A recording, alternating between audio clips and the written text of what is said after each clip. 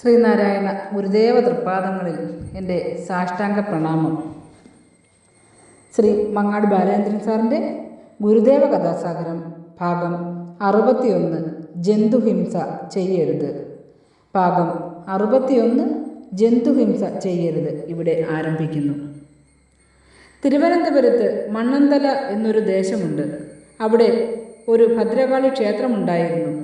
അനാചാരങ്ങളും അന്ധവിശ്വാസങ്ങളും സമൂഹത്തിൽ നിറഞ്ഞു നിന്നിരുന്ന കാലം. ക്ഷേത്രത്തിൽ ആടുമാടുകളെയും കോഴികളെയും ബലിയർപ്പിക്കുന്നതായിരുന്നു പ്രധാന നേർച്ച.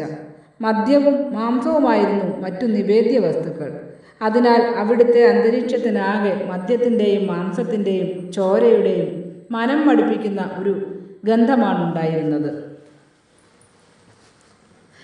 ക്ഷേത്രം ഭാരവാഹികൾ നാട്ടുകാരിൽ നിന്നും സഹായധനം സ്വരൂപിച്ച് പഴയ ആ ഭദ്രകാളി ക്ഷേത്രം പുതുക്കി പണിതു.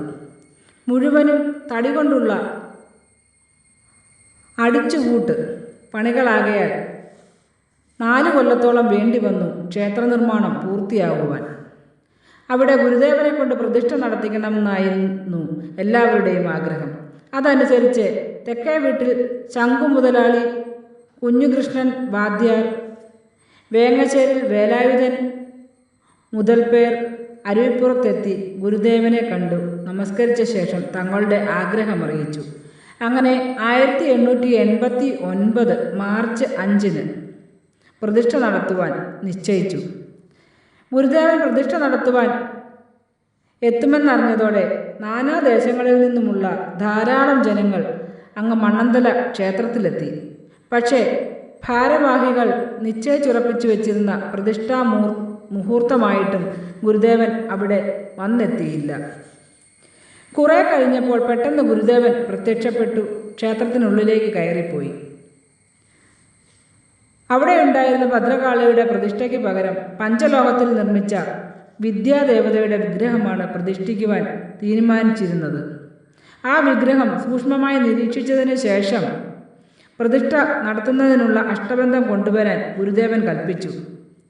അടുപ്പിൽ ഉരുക്കി തിളച്ചു കിടന്നിരുന്ന അഷ്ടബന്ധം പലർ ചേർന്ന് പാത്രത്തോടുകൂടി പിടിച്ച് ഒരുവിധം പീഠത്തിനടുത്തെത്തിച്ചു. ഗുരുദേവൻ അതിൽ കൈയിട്ടപ്പോൾ അത് കണ്ടവർ വീർപ്പടക്കി ആശ്ചര്യപ്പെട്ടു നിന്നു. കാരണം ചുട്ടുപഴുത്ത ലോഹത്തിൽ പിടിച്ചാലെന്ന പോലെ കൈ വെന്തുപോകുമെന്ന് അവർക്കറിയാമായിരുന്നു.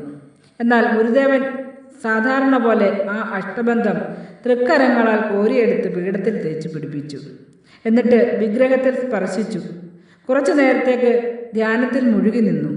അതിനുശേഷം വിഗ്രഹ പ്രതിഷ്ഠ നിർവഹിക്കുകയും പുഷ്പാർച്ചന നടത്തുകയും ചെയ്തു. ശ്രീകോവിലിൽ നിന്ന് പുറത്തേക്ക് വന്ന ഗുരുദേവനെ അവിടെ കൂടിയിരുന്ന ഭക്തജനങ്ങൾ കുമ്പിട്ട് വണങ്ങി. അവരെ നോക്കി ചെറിയൊരു മന്ദഹാസത്തോടെ ഗുരുദേവൻ ആജ്ഞാപിച്ചു, മേലിൽ ജന്തുഹിംസ ചെയ്യരുത്, നിത്യപൂജ നടത്തണം. ഗുരുദേവൻ തന്നെ ക്ഷേത്രത്തിന് ആനന്ദവല്ലീശ്വരം എന്ന പേരും കൽപ്പിച്ചു കൊടുത്തു. പിന്നീട് മണ്ണന്തല ദേവീ സ്തവം എന്ന 9 പദ്യങ്ങളുള്ള ഒരു ദേവീ സ്തോത്രം രചിച്ച് പ്രാർത്ഥന നടത്തുന്നതിനായി ഭക്തജനങ്ങൾക്ക് നൽകുകയും ചെയ്തു. ശ്രുതജനമാനസ പത്മവിഹാര ശ്രീനാരായണ ഗുരുദേവ, ശ്രീനാരായണ ഗുരുദേവ. ശിരസു നമിച്ചു ഞാൻ തൊഴുന്നേൻ പാവന ശിവഗിരി ചൂടിയ പാദങ്ങൾ,